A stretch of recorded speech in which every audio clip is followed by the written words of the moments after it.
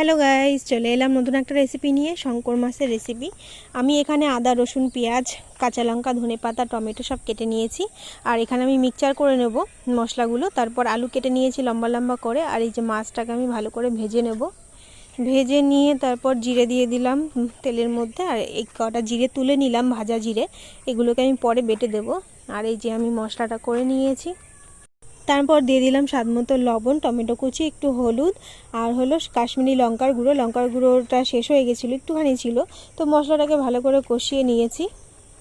কেটে রাখা আলুগুলোকে দিয়ে ভালো করে কষিয়ে তারপর জল দিয়ে দেবো, কিছুক্ষণের জন্য ঢেকে রাখবো আলুটা যাতে গলে। তারপর দিয়ে দিলাম ভাজা মাছগুলো, তারপর হতে দেবো কিছুক্ষণ। আর এই শঙ্কর মাছ আমরা এই প্রথমবার খাচ্ছি, এই প্রথমবার আমাদের বাড়ি হচ্ছে। তারপর দিয়ে দিলাম লাস্টে দুটো কাঁচা লঙ্কা আর সেই ভাজা জিরেটা বেটে।